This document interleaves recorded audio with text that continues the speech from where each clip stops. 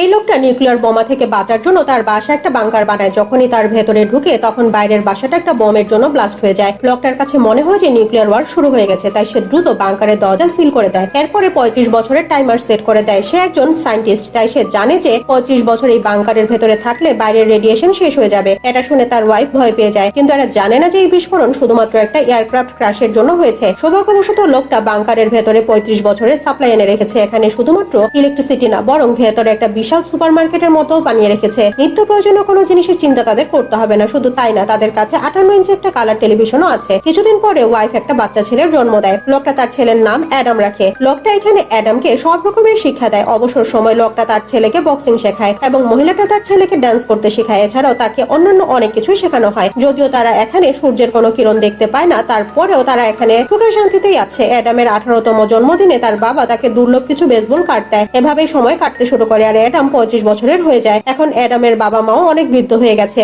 একদিন হঠাৎ করে বাইরে একটা শব্দ শুনে তারা এসে দেখে যে বাংকারের দরজা খুলে গেছে। বাবা মা খুশিতে নাচতে শুরু করে, কিন্তু সেফটির জন্য বাবা প্রথমে বাইরে গিয়ে পরিস্থিতি দেখতে চায়। যখন সে বাইরে আসে তখন দেখে তার বাসাটা একেবারে ধ্বংসস্তূপ হয়ে গেছে। রাস্তায় এসে দেখে মানুষ ডাস্টবিন থেকে খাবার তুলে খাচ্ছে। সে দ্রুত বাসায় চলে আসে আর বলে বাইরের লোকজন মিউটেটেড হয়ে গেছে, বাইরের পরিবেশ মোটেও আমাদের জন্য সুরক্ষিত নয়। আর তখন হঠাৎ করে লোকটার হার্ট অ্যাটাক হয়। বাবার জন্য ওষুধ কিনতে এবং দ্রুত নাতি নাতনির মুখ দেখার জন্য মা অ্যাডামকে বাইরে পাঠায়। যখন অ্যাডাম বাইরে আসে তখন সে মানুষের সাথে জোরে জোরে হ্যান্ডশেক করতে থাকে, কিন্তু সবাই তাকে অদ্ভুত ভাবে দেখতে শুরু করে। যখন অ্যাডাম সুপার মার্কেটে আসে তখন সে অবাক হয়ে যায়, কারণ এখানে জিনিসপত্রের দাম অনেক বেশি। মা তাকে যে টাকা দিয়েছে সেটা দিয়ে সে শুধুমাত্র একটা বাবল গাম কিনতে পেরেছে। যখন সে টাকা চাওয়ার জন্য তার মায়ের কাছে যেতে চায় তখন সে রাস্তা হারিয়ে ফেলে। তাই সে একটা বেসবল ক্লাবে গিয়ে তার বাবার দেয়া বেসবল কার্ড গুলো বিক্রি করার চেষ্টা করে। দোকানের লোকটা অ্যাডামের সরলতার সুযোগ নিয়ে সবগুলো কার্ড মাত্র $10 কিনতে চায়। সৌভাগ্যবশত মিয়া সেখানে চলে আসে আর অ্যাডামকে জানায় যে প্রত্যেকটা কার্ডের দাম কম করে হলেও $4 লক্ষ হবে। এরপরে তারা দুজনে এখান থেকে চলে যায়। এরা কিছুদিন একসাথে থাকার পরে অ্যাডাম বুঝতে পারে মিয়া অনেক ভালো মেয়ে, তাই সে মিয়াকে তার জন্য একটা ওয়াইফ খুঁজে দিতে বলে, যার বদলে সে মিয়াকে একটা বেসবল কার্ড দিবে। তাই মিয়া অ্যাডামকে নিয়ে একটা ক্লাবে আসে। এখানে অ্যাডামের কথাবার্তা এবং ব্যবহারে সবাই ইমপ্রেস হয়ে যায়। একটা মেয়ের সাথে অ্যাডামের বন্ধুত্ব হয়ে যায়, যেটা দেখে মিয়া রেগে যায়। যখন সে গাড়ি নিয়ে চলে যাচ্ছিল অ্যাডাম ছুটে গিয়ে তাকে থামায়। যখন তারা ডিসকাশন করছিল তখন হঠাৎ অ্যাডাম মিয়াকে প্রপোজ করে। মিয়া আসলে অ্যাডামকে ভালোবেসে ফেলেছে, কিন্তু তখন অ্যাডাম মিয়াকে আন্ডারগ্রাউন্ড বাংকারে থাকার প্রস্তাব দেয়। এটা শুনে মিয়া অবাক হয়ে যায় এবং তাকে মানসিক রোগী মনে করে দ্রুত একজন সাইকিয়াট্রিস্টের কাছে নিয়ে আসে। সাইকিয়াট্রিস্ট অ্যাডামকে তার অফিসে আসতে বলে, কিন্তু অ্যাডাম এটাকে